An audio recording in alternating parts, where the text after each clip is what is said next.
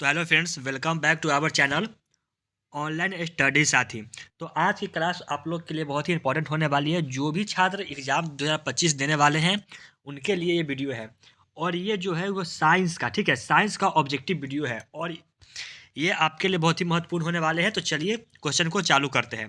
तो हमारा पहला ऑब्जेक्टिव है, दर्पण की फोकस दूरी ऋणात्मक होता है। दर्पण की फोकस दूरी ऋणात्मक होता है। पहला ऑप्शन है समतल दर्पण, दूसरा है अवतल दर्पण, तीसरा है उत्तल दर्पण या फिर कोई नहीं। तो क्वेश्चन है, किस दर्पण की फोकस दूरी ऋणात्मक होता है? तो अवतल दर्पण जो होती है उसकी फोकस दूरी जो होती है वो ऋणात्मक होती है, इसलिए इसका ऑप्शन नंबर बी जो है वो सही हो जाएगा। नेक्स्ट क्वेश्चन की ओर बढ़ते हैं। हमारा नेक्स्ट क्वेश्चन है, दर्पण की फोकस दूरी एफ और वक्रता त्रिज्या आर में संबंध है। दर्पण की फोकस दूरी एफ और वक्रता त्रिज्या आर में संबंध है। पहला ऑप्शन है एफ बराबर आर, एफ बराबर आर बटे टू, एफ बराबर टू आर या फिर एफ बराबर 3/2 आर। तो क्वेश्चन रहा, दर्पण की फोकस दूरी एफ और वक्रता त्रिज्या आर में संबंध होता है। तो कौन सा संबंध होता है? तो एफ बराबर आर बटे टू, एफ बराबर आर बटे टू। ऑप्शन नंबर जो है वो बी सही हो जाएगा। और आप इस चैनल को सब्सक्राइब जरूर कर लें और चैनल को सब्सक्राइब करें और शेयर कर दें, ताकि जो भी छात्र इस बार मैट्रिक 2025 में एग्जाम देने वाले उनके लिए बहुत मदद मिल जाएगी इस वीडियो से। तो चलिए नेक्स्ट क्वेश्चन की ओर बढ़ते हैं। नेक्स्ट हमारा क्वेश्चन है, सामान्य दृष्टि के लिए स्पष्ट दृष्टि की न्यूनतम दूरी होती है। सामान्य दृष्टि के लिए स्पष्ट दृष्टि की न्यूनतम दूरी होती है। पहला है 25 मीटर, दूसरा है 25 सेंटीमीटर, तीसरा है 25 मिलीमीटर या फिर कोई नहीं। तो सामान्य दृष्टि के लिए स्पष्ट दृष्टि की न्यूनतम दूरी कितनी होती है? तो उसकी दूरी जो होती है 25 सेंटीमीटर होती है। ठीक है, 25 सेंटीमीटर होती है। नेक्स्ट क्वेश्चन की ओर बढ़ते हैं। हमारा नेक्स्ट क्वेश्चन है, श्वेत प्रकाश का कौन सा रंग किस प्रिज्म से गुजरने पर पश्चात सबसे कम झुकता है? श्वेत प्रकाश का कौन सा रंग वर्ण किसी प्रिज्म से गुजरने के पश्चात सबसे कम झुकाव होता है? तो सबसे कम झुकाव किस रंग का होता है? तो लाल का। ठीक है, option number C, option number C यहाँ पे सही हो जाएगा। और इस वीडियो को शेयर कर दें ताकि दूसरे बच्चों तक ये वीडियो पहुंच सके और वो भी इस वीडियो की मदद से ऑब्जेक्टिव बनाने में सफल हो सके। तो नेक्स्ट हमारा क्वेश्चन है, मानव आँख की रेटिना द्वारा बनाई गई छवि होती है। मानव आँख की रेटिना द्वारा बनाई गई छवि होती है। पहला ऑप्शन है आभासी और सीधा, वास्तविक और उल्टा, आभासी और उल्टा या फिर वास्तविक और उल्टा। तो क्वेश्चन था, मानव आँख की रेटिना द्वारा बनाई गई छवि होती है तो कौन सी होती है? वास्तविक और उल्टा होती है। जब भी मानव कोई भी चीज़ को कैप्चर करता है तो वो वास्तविक होता है और वो उल्टा बनता है। तो इसलिए ऑप्शन नंबर जो होगा उसका बी सही हो जाएगा। नेक्स्ट क्वेश्चन की ओर बढ़ते हैं। नेक्स्ट हमारा क्वेश्चन है, आकाश का रंग नीला प्रतीत होता है। आकाश का रंग जो है वो नीला प्रतीत होता है। तो किस कारण से आकाश का रंग नीला प्रतीत होता है? तो ये होता है प्रकाश के प्रकीर्णन के कारण। ये होता है क्या? प्रकाश के प्रकीर्णन के कारण। जैसे मैं आपको सीधे क्वेश्चन का आंसर बताते जाऊंगा, क्योंकि 4 गो ऑप्शन बोलेंगे तो बहुत वीडियो लंबा बन जाएगी, इसीलिए सीधे क्वेश्चन के साथ आपको आंसर बताऊंगा। और इस वीडियो को आप अच्छे तरीके से देख लीजिएगा ताकि आपको एग्जाम में बहुत ही मदद मिलने वाली है। तो नेक्स्ट क्वेश्चन की ओर बढ़ते हैं। नेक्स्ट हमारा क्वेश्चन है, निम्नलिखित में कौन सा लेंस निकट दृष्टि दोष को ठीक करने के लिए उपयोग किया जाता है? निम्नलिखित में से कौन सा लेंस निकट दृष्टि दोष को ठीक करने के लिए उपयोग किया जाता है? तो वो कौन सा लेंस होता है? तो वो होता है अवतल लेंस। ठीक है, अवतल लेंस की मदद से ही निकट दृष्टि दोष को दूर किया जाता है। जिस भी व्यक्ति को निकट दृष्टि दोष हो चुका है उसको अवतल लेंस से बने चश्मे का उपयोग किया जाता है, और दूर दृष्टि जिस व्यक्ति को हो जाए उसको उसके लिए उत्तल लेंस से बने चश्मे का उपयोग किया जाता है। ठीक है, इसीलिए इसका ऑप्शन नंबर जो हो जाएगा वो सी सही हो जाएगा। नेक्स्ट क्वेश्चन की ओर बढ़ते हैं। नेक्स्ट हमारा क्वेश्चन है, और जैसे ही आपको एग्जाम में 80 ऑब्जेक्टिव पूछेंगे जिसमें से आपको 40 बनाने होते हैं। ठीक है, इसीलिए 80-80 का मैं आपको 5 वीडियो दूंगा। 80-80 ऑब्जेक्टिव का 5 वीडियो दूंगा जो आपके लिए बहुत ही महत्वपूर्ण होने वाले हैं। तो चलिए नेक्स्ट क्वेश्चन की ओर बढ़ते हैं। नामांकित में कौन उपकरण विद्युत धारा की उपस्थिति दर्शाता है? नामांकित में कौन उपकरण विद्युत धारा की उपस्थिति को दर्शाता है? तो हमारे पास ऑप्शन है ग्लैन्वोमीटर, मोटर, जनरेटर या फिर वोल्टमीटर। तो क्वेश्चन था, नामांकित में से कौन उपकरण विद्युत धारा की उपस्थिति को दर्शाता है? तो कौन दर्शाता है? तो ये ग्लैन्वोमीटर दर्शाता है। ठीक है, कौन दर्शाता है? ग्लैन्वोमीटर। ऑप्शन नंबर ए सही हो जाएगा। ऑप्शन नंबर ए जो हो जाएगा वो सही हो जाएगा। तो नेक्स्ट क्वेश्चन की ओर बढ़ते हैं। हमारा नेक्स्ट क्वेश्चन है, ये देखिए नेक्स्ट क्वेश्चन है, दाएं हाथ के अंगूठे के नियम किसने प्रतिपादित किया? दाएं हाथ के अंगूठे का नियम किसने प्रतिपादित किया? तो दाएं हाथ के अंगूठे का नियम जो है वो मैक्सवेल ने प्रतिपादित किया था। ठीक है, दाएं हाथ के अंगूठे नियम कौन दिए थे? तो मैक्सवेल दिए थे, इसीलिए इसका ऑप्शन नंबर जो हो जाएगा वो डी बिल्कुल सही हो जाएगा। नेक्स्ट क्वेश्चन की ओर बढ़ते हैं। नेक्स्ट हमारा क्वेश्चन है, विभवांतर का एसआई मात्रक होता है। विभवांतर का एसआई मात्रक होता है। तो विभवांतर का एसआई मात्रक क्या होता है? तो विभवांतर का एसआई मात्रक वोल्ट होता है, ऑप्शन नंबर ए। और इस वीडियो को ज़्यादा ज़्यादा हो सके शेयर करें, ताकि ये वीडियो दूसरे बच्चों तक पहुंच सके और वो भी एग्जाम में ये वीडियो देखकर अपने क्वेश्चन को बना सके। और ये बहुत ही इंपॉर्टेंट क्वेश्चन है जो आपके लिए बहुत महत्वपूर्ण होने वाले हैं, तो इस वीडियो को ध्यान से देखें और इस वीडियो को मिस मत करें। नेक्स्ट क्वेश्चन की ओर बढ़ते हैं। हमारा नेक्स्ट क्वेश्चन है, निम्नलिखित में किस संयोजन द्वारा प्रतिरोध का मान बढ़ता है? निम्नलिखित में किस संयोजन द्वारा प्रतिरोध का मान जो है वो बढ़ता है? तो कब बढ़ता है? तो श्रेणी क्रम संयोजन में। ठीक है, इसमें तो श्रेणी क्रम संयोजन में ऑप्शन नंबर ए जो हो जाएगा वो सही हो जाएगा। और मैं बार बार आपको बोल रहा हूँ कि आपको क्वेश्चन के साथ सीधे आंसर दूंगा, क्योंकि ज़्यादा मैं फिर चारों ऑप्शन बोलूँगा तो ये वीडियो लंबा बन जाएगी, इसीलिए सीधे क्वेश्चन के साथ आंसर देते जाऊँगा। और जिस भी छात्र को कोई भी क्वेश्चन में डाउट हो तो वो कमेंट कर सकते हैं। नेक्स्ट क्वेश्चन की ओर बढ़ते हैं। नेक्स्ट हमारा क्वेश्चन है, चुंबकीय वल रेखा की प्रकृति होती है। चुंबकीय वल रेखा की प्रकृति क्या होती है? तो चुंबकीय वल रेखा की प्रकृति जो होती है वो होती है काल्पनिक होती है। ठीक है, चुंबकीय वल रेखा की प्रकृति क्या होती है? काल्पनिक होती है, ऑप्शन नंबर ए सही हो जाएगा। नेक्स्ट क्वेश्चन की ओर बढ़ते हैं। नेक्स्ट हमारा क्वेश्चन है, 1 किलोवाट घंटा किसके बराबर होता है? 1 किलोवाट घंटा जो होता है वो किसके बराबर होता है? तो ये चार ऑप्शन है। ठीक है, इसमें से 1 किलोवाट घंटा जो है वो किसके बराबर होता है? तो वो होता है 3.6 गुणे 10 के पावर 6 जूल के बराबर। ठीक है, 3.6 गुणे 10 के पावर 6 जूल के बराबर, 3.6 गुणे 10 के पावर 6 जूल के बराबर होता है, इसलिए उसका ऑप्शन नंबर जो हो जाएगा वो सी सही हो जाएगा। नेक्स्ट क्वेश्चन की ओर बढ़ते हैं। नेक्स्ट हमारा क्वेश्चन है, नवकरणीय ऊर्जा का स्रोत क्या है? नवकरणीय ऊर्जा का स्रोत क्या है? नाभिकीय ऊर्जा, सौर ऊर्जा, कोयले से प्राप्त ऊर्जा, फिर प्राकृतिक गैस से प्राप्त ऊर्जा। तो क्वेश्चन था नवकरणीय ऊर्जा का स्रोत क्या होता है? तो नवकरणीय ऊर्जा का स्रोत जो होता है वो होता है सौर ऊर्जा होता है, ऑप्शन नंबर बी। ठीक है, ऑप्शन नंबर बी सही हो जाएगा। नेक्स्ट क्वेश्चन की ओर बढ़ते हैं। हमारा नेक्स्ट क्वेश्चन है, 16 नंबर क्वेश्चन है हमारा, कि कौन सा लेंस अपसारी लेंस भी कहा जाता है? कौन सा लेंस भी अपसारी लेंस कहा जाता है? तो कौन सा लेंस जो होता है वो अपसारी लेंस कहा जाता है? तो वो होता है अवतल लेंस। कौन होता है? वो अवतल लेंस जो होता है, अवतल लेंस को अपसारी लेंस भी कहते हैं। अ से अवतल और अ से अपसारी याद रखिएगा। नेक्स्ट क्वेश्चन की ओर बढ़ते हैं। हमारा नेक्स्ट क्वेश्चन है, प्रकाश का प्राथमिक वर्ण कौन है? प्रकाश का प्राथमिक वर्ण कौन है? ये चार हमारे पास ऑप्शन है, लाल, नीला, हरा और सभी। तो प्रकाश का प्राथमिक वर्ण, ठीक है, प्रकाश का प्राथमिक वर्ण कौन है? तो लाल भी है, नीला भी है और हरा भी है, इसलिए इसका ऑप्शन नंबर जो हो जाएगा वो डी सही हो जाएगा। नेक्स्ट क्वेश्चन की ओर बढ़ते हैं। हमारा नेक्स्ट क्वेश्चन है, निम्नलिखित में कौन सा नेत्र का रंगीन भाग होता है? निम्नलिखित में कौन सा नेत्र का रंगीन भाग होता है? पहला कॉर्निया, पुतली, रेटिना या फिर आइरिस, या फिर आइरिस। तो निम्नलिखित में कौन सा नेत्र का रंगीन भाग होता है? तो वो होता है आइरिस, ऑप्शन नंबर डी। ठीक है, option number D iris. Next question की ओर बढ़ते हैं। नेक्स्ट हमारा क्वेश्चन है, एक पीएच बराबर होता है, एक पीएच बराबर होता है, तो एक पीएच बराबर कितना होता है ये आपको कमेंट में बताना है। ठीक है, इसका आंसर आप कमेंट में दीजिए कि एक पीएच बराबर कितना होता है। ठीक है, उसके बाद नहीं होगा तो हम इसको आंसर कमेंट में डाल देंगे। ठीक है, नेक्स्ट क्वेश्चन की ओर बढ़ते हैं। हमारा नेक्स्ट क्वेश्चन है, विशाल शीशा, विशालक शीशा होता है या फिर मैग्नीफाइंग ग्लास। ठीक है, उसी को बोलते हैं मैग्नीफाइंग ग्लास होता है। तो कौन सा होता है? तो वो होता है अवतल लेंस। ठीक है, अवतल लेंस का।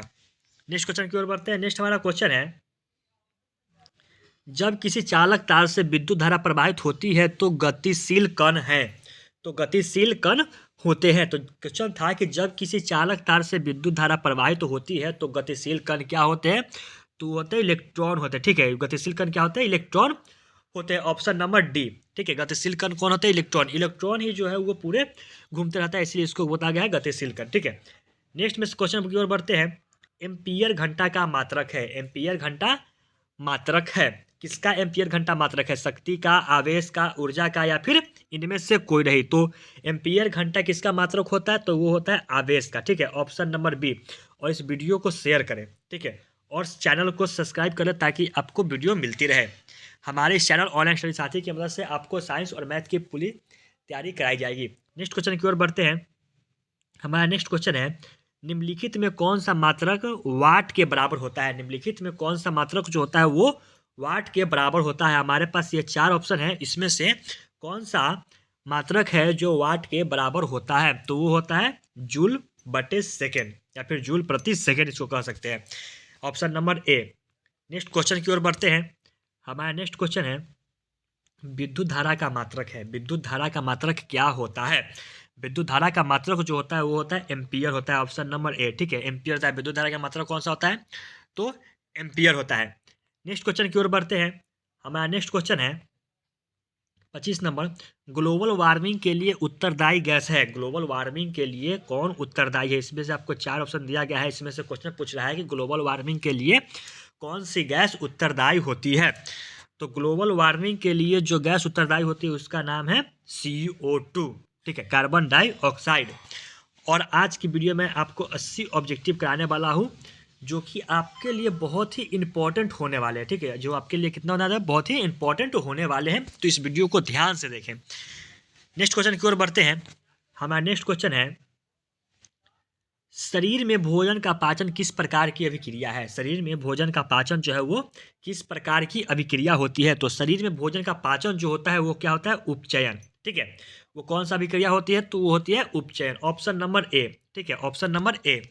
नेक्स्ट क्वेश्चन की ओर बढ़ते हैं। नेक्स्ट हमारा क्वेश्चन है, कली चूना पर जब जल डाला जाता है तब अभिक्रिया होती है। कली चूना पर जब जल डाला जाता है तब अभिक्रिया होती है। जब कली चूना पर जब जल डालेंगे तो कौन सी अभिक्रिया होगी? तब होगी ऊष्माक्षेपी अभिक्रिया, ठीक है, ऊष्माक्षेपी अभिक्रिया। Option number A, option number A सही हो जाएगा। नेक्स्ट क्वेश्चन की ओर बढ़ते हैं। हमारा नेक्स्ट क्वेश्चन है, नामांकित में कौन सबसे अधिक अभिक्रियाशील है? नामांकित में कौन सबसे अधिक अभिक्रियाशील होते हैं? तो सबसे अधिक अभिक्रियाशील कौन होते हैं? तो वो होते हैं Cu, ठीक है, Cu। नेक्स्ट में से क्वेश्चन की ओर बढ़ते हैं। नेक्स्ट हमारा क्वेश्चन है कि चूना जल का रासायनिक सूत्र होता है। चूना जल का रासायनिक सूत्र क्या होता है? तो चूना जल का रासायनिक सूत्र जो होता है वो CaOH का होल ट्वाइस होता है, ठीक है, CaOH का whole twice. Option number D, option number D. और इस वीडियो को शेयर करें। नेक्स्ट क्वेश्चन की ओर बढ़ते हैं। नेक्स्ट हमारा क्वेश्चन है, कोई विलयन लाल लिटमस पत्र को नीला कर देता है, उसका pH मान होगा। जब कोई विलयन है वो लाल लिटमस पत्र को नीला कर देता है तब उसका pH मान क्या हो जाता है?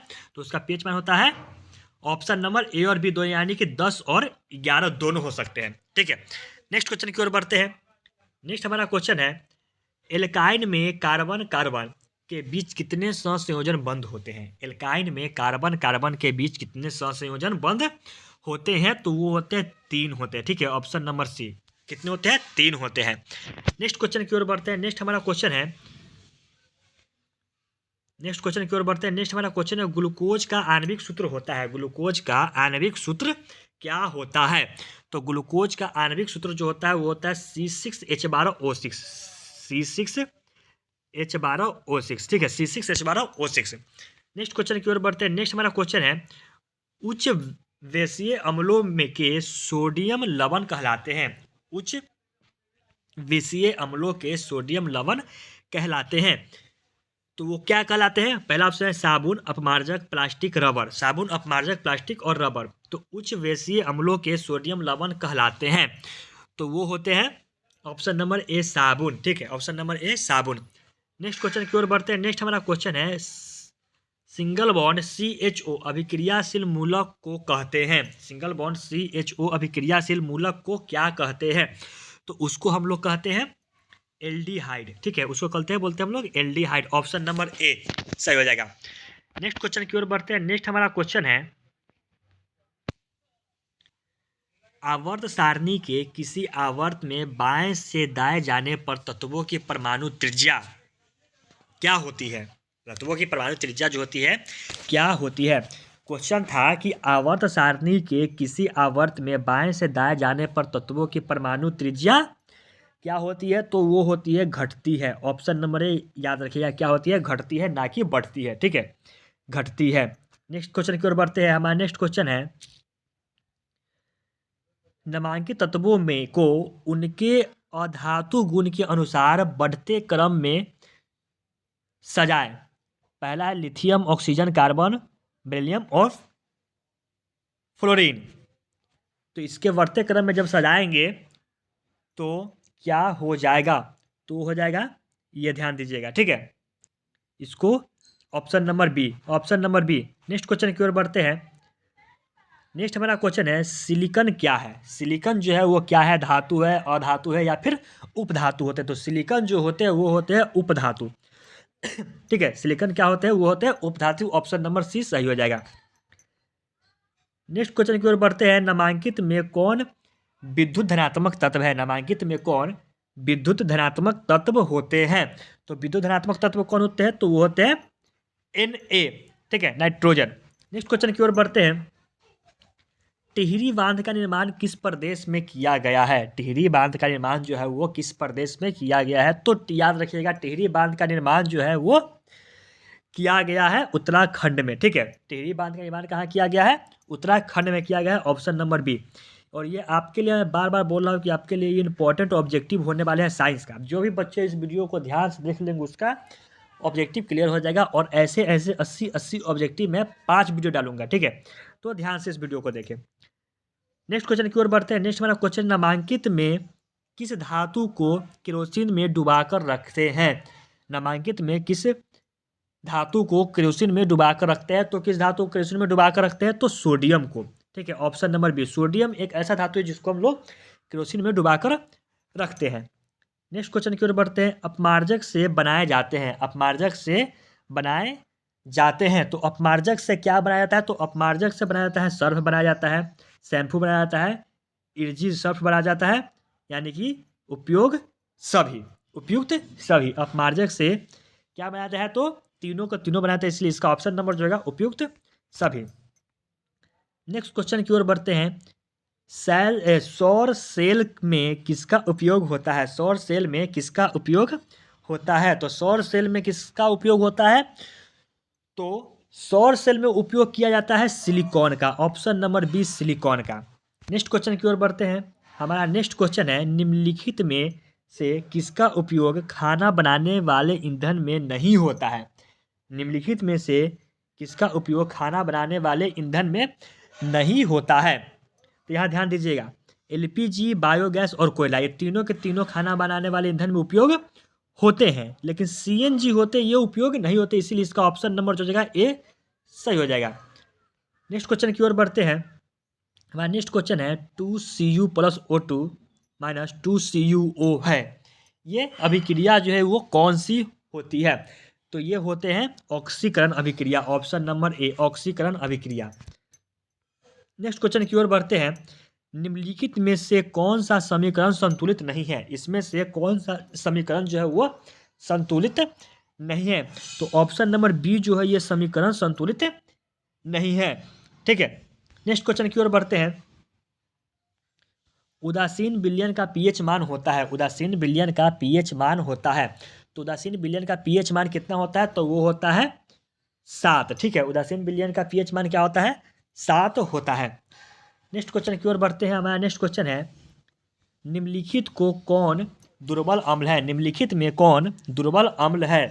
क्वेश्चन था कि निम्नलिखित में कौन दुर्बल अम्ल है, तो वो CH3COOH, ये जो है वो दुर्बल अम्ल है, इसके लिए उसका ऑप्शन नंबर जो है सी सही हो जाएगा। नेक्स्ट क्वेश्चन की ओर बढ़ते हैं। क्रायोलाइट अयस्क है। क्रायोलाइट जो है वो किसका अयस्क है। इस चारों में से क्रायोलाइट जो है वो किसका अयस्क है, तो क्रायोलाइट जो है वो अयस्क है एल्यूमिनियम का, ठीक है। क्रायोलाइट किसका अयस्क है, एल्यूमिनियम का। नेक्स्ट क्वेश्चन की ओर बढ़ते हैं। नेक्स्ट हमारा क्वेश्चन है, पोटेशियम की परमाणु संख्या है। पोटेशियम की परमाणु संख्या होती है, कितनी होती है, तो पोटेशियम की परमाणु संख्या जो होती है वो 19 होती है। पोटेशियम की परमाणु संख्या कितनी होती है, 19 होती है। ऑप्शन नंबर सी जो है वो सही हो जाएगा। ऑप्शन नंबर इसका रुको, पोटेशियम की परमाणु संख्या जो होती है वो होती है, ठीक है, पोटेशियम की परमाणु संख्या जो होती है 19 होती है, ठीक है। नेक्स्ट क्वेश्चन की ओर बढ़ते हैं। नेक्स्ट हमारा क्वेश्चन है, फॉर्मिक अम्ल का यूपेक नाम है। फॉर्मिक अम्ल का यूपेक नाम क्या होता है? तो फॉर्मिक अम्ल का यूपेक नाम होता है मेथेनोइक अम्ल। ऑप्शन नंबर ए, ठीक है, ऑप्शन नंबर ए, फॉर्मिक अम्ल का यूपेक नाम कौन सा होता है? मेथेनोइक अम्ल। नेक्स्ट क्वेश्चन की ओर बढ़ते हैं। इथाइल एल्कोहल का अणुसूत्र है। इथाइल एल्कोहल का अणुसूत्र होता है, तो इथाइल अल्कोहल का अणुसूत्र होता है C2H5OH। C2H5OH, option number C. Next question की ओर बढ़ते हैं। नेक्स्ट हमारा क्वेश्चन है, एल्काइन कौन है? एल्काइन कौन है? इनमें से एल्काइन जो है वो कौन है? तो C2H2। C2H2 जो है वो एल्काइन है, इसलिए इसका ऑप्शन नंबर ए सही हो जाएगा। नेक्स्ट क्वेश्चन की ओर बढ़ते हैं। नेक्स्ट हमारा क्वेश्चन है, चीनी का रासायनिक सूत्र होता है। चीनी का रासायनिक सूत्र क्या होता है? तो चीनी का रासायनिक सूत्र होता है C12H22O11। Option number B, C12H22O11। ठीक है, नेक्स्ट क्वेश्चन की ओर बढ़ते हैं। हमारा नेक्स्ट क्वेश्चन है, एसिटिलीन में कार्बन कार्बन के बीच सहसंयोजन बंध की संख्या होती है। एसिटिलीन में कार्बन कार्बन के बीच सहसंयोजन की संख्या होती है। पहला होती है 5, 7, 2 या फिर 3। तो एसिटिलीन में कार्बन कार्बन के बीच सहसंयोजन की संख्या जो होती है वो होती है 3 होती है। ऑप्शन नंबर सी, ठीक है, option number C, option number D सही हो जाएगा। नेक्स्ट क्वेश्चन की ओर बढ़ते हैं। नेक्स्ट हमारा क्वेश्चन है, श्वसन के अध्ययन के लिए उपयोग किए जाने वाले बीज है। श्वसन के अध्ययन के लिए उपयोग किए जाने वाले बीज इनमें से कौन है? तो श्वसन के अध्ययन के लिए उपयोग करे जाने वाले बीज जो होते हैं उसे बोलते हैं अंकुरित बीज। ठीक है, उसे क्या बोलते हैं? अंकुरित बीज। नेक्स्ट क्वेश्चन की ओर बढ़ते हैं। हमारा नेक्स्ट क्वेश्चन है, मानव वृक्क किस प्रणाली का एक हिस्सा है? मानव वृक्क जो है वो किस प्रणाली का एक हिस्सा है? ऑप्शन हमारे पास 4 है, पोषण, श्वसन, उत्सर्जन या फिर परिवहन। तो क्वेश्चन था, मानव वृक्क किस प्रणाली का एक हिस्सा है? तो ये होते हैं उत्सर्जन के लिए। Option number C, option number C, उत्सर्जन के लिए। नेक्स्ट क्वेश्चन की ओर बढ़ते हैं। हमारा नेक्स्ट क्वेश्चन है, पौधे में जाइलम नामांकित में से किसके परिवहन के लिए जिम्मेदार होते हैं? पौधे में जाइलम नामांकित में किसके परिवहन के लिए जिम्मेदार होते हैं? तो वो होते हैं पानी के लिए। ठीक है, पानी के लिए, option number A. Next question की ओर बढ़ते हैं। श्वसन के दौरान कौन सी गैस निकलती है? श्वसन के दौरान कौन सी गैस निकलती है? तो श्वसन के दौरान जो होती है वो निकलती है कार्बन डाइऑक्साइड। ठीक है, carbon dioxide, option number A. Next question की ओर बढ़ते हैं। हमारा नेक्स्ट क्वेश्चन है, फलों के पकने को निम्न में से किससे नियंत्रित किया जाता है? फलों के पकने को निम्न में से किससे नियंत्रित किया जाता है? पहला हमारा ऑप्शन है ऑक्सीजन, जिबरेलिन, इथाइलिन या फिर साइटोकाइनिन। तो क्वेश्चन है, फलों के पकने को निम्न में से किससे नियंत्रित किया जाता है? तो वो होता है ethylene. Option number C, ethylene. Next question की ओर बढ़ते हैं। हमारा नेक्स्ट क्वेश्चन है, 60 नंबर क्वेश्चन है, न्यूरॉन का वो हिस्सा जहाँ जानकारी हासिल की जाती है। न्यूरॉन का वो हिस्सा जहाँ जानकारी हासिल की जाती है उसे हम लोग क्या कहते हैं? तो उसे हम लोग कहते हैं डेंड्राइट। उसे क्या कहते हैं हम लोग? डेंड्राइट कहते हैं। तो अगला क्वेश्चन हमारे पास है, निम्नलिखित में कौन आपातकाल का हार्मोन है? आपातकाल का हार्मोन है। हमारे पास 4 ऑप्शन दिया गया है, इसमें से बोल रहा है कि कौन जो है वो आपातकाल का हार्मोन है? तो वो होते हैं एड्रिनल। ठीक है, ऑप्शन नंबर ए सही हो जाएगा। नेक्स्ट क्वेश्चन की ओर बढ़ते हैं। हमारा नेक्स्ट क्वेश्चन है, निम्नलिखित में कौन अनैच्छिक क्रिया नहीं है? निम्नलिखित में जो है वो कौन अनैच्छिक क्रिया नहीं है? पहला उल्टी, अत्यधिक लार निकलना, दिल का धड़कना या फिर चबाना। तो क्वेश्चन बोल रहा है कि निम्नलिखित में कौन अनैच्छिक क्रिया नहीं है? अनैच्छिक क्रिया कहने का मतलब जो है वो अपने इच्छा के अनुसार ना हो। तो अनैच्छिक क्रिया जो है वो चबाना जो है वो अनैच्छिक क्रिया नहीं है। नेक्स्ट क्वेश्चन की ओर बढ़ते हैं। नेक्स्ट हमारा क्वेश्चन है, मानव में गर्भ की अवधि कितनी है? मानव में गर्भ की अवधि जो है वो कितनी होती है? तो मानव में गर्भ की अवधि जो होती है वो 270 दिन की होती है। ठीक है, मानव में गर्भ की अवधि कितनी दिन की होती है? तो 270 दिन की होती है, और महीने पूछे तो 9 महीना। नेक्स्ट क्वेश्चन की ओर बढ़ते हैं। नेक्स्ट हमारा क्वेश्चन है, गंगा एक्शन प्लान कब शुरू हुआ? गंगा एक्शन प्लान कब शुरू हुआ? तो गंगा एक्शन प्लान जो है वो 1985 ईस्वी में शुरू किया गया था। ठीक है, ऑप्शन नंबर बी। और ये जो सारे साइंस का इम्पोर्टेंट ऑब्जेक्टिव क्लास 10 थे। और इस वीडियो को आप लोग ध्यान से देखें और इसको शेयर कर दें। नेक्स्ट हमारा क्वेश्चन है, मुकुलन द्वारा अलाइंग जनन निम्नलिखित में किसमें होता है? मुकुलन द्वारा अलाइंग जनन नामांकित में किसमें होता है? तो मुकुलन द्वारा अलाइंग जनन जो होता है वो ईस्ट में होता है। ठीक है, मुकुलन द्वारा अलाइंग जनन किस में होता है? ईस्ट में होता है। नेक्स्ट क्वेश्चन की ओर बढ़ते हैं। हमारा नेक्स्ट क्वेश्चन है, निम्नलिखित में कौन सी बीमारी श्वसन तंत्र से संबंधित है? निम्नलिखित में कौन सी बीमारी श्वसन तंत्र से संबंधित है? तो श्वसन तंत्र से कौन सी बीमारी संबंधित है? तो वो होती है टीबी। टीबी जो है वो श्वसन तंत्र से संबंधित बीमारी है। नेक्स्ट क्वेश्चन की ओर बढ़ते हैं। नेक्स्ट हमारा क्वेश्चन है, मनुष्य और अन्य मांसाहारी जीव निम्नलिखित में किसका पाचन नहीं कर पाते? मनुष्य और अन्य मांसाहारी जीव निम्नलिखित में किसका पाचन नहीं कर पाते हैं? तो किसका पाचन नहीं कर पाते हैं? तो सेलुलोज का। ऑप्शन नंबर बी, सेलुलोज का। नेक्स्ट क्वेश्चन की ओर बढ़ते हैं। हमारा नेक्स्ट 68 नंबर क्वेश्चन है, ब्रेन हैमरेज का मुख्य कारण है। ब्रेन हैमरेज का मुख्य कारण क्या है? हमारे पास 4 ऑप्शन दिया गया है। तो पूछ रहा है कि ब्रेन हैमरेज का मुख्य कारण क्या है? तो हाइपरटेंशन। ठीक है, ब्रेन हैमरेज का मुख्य कारण जो है वो हाइपरटेंशन है। नेक्स्ट क्वेश्चन की ओर बढ़ते हैं। नेक्स्ट हमारा 69 नंबर क्वेश्चन है, निम्न में से परजीवी पादप का उदाहरण क्या है? निम्न में से परजीवी पादप का उदाहरण क्या है? हमारे पास 4 ऑप्शन दिया गया है। तो क्वेश्चन पूछ रहा है कि निम्न में से परजीवी पादप का उदाहरण क्या है? तो है कसकुटा। Option number B, कसकुटा।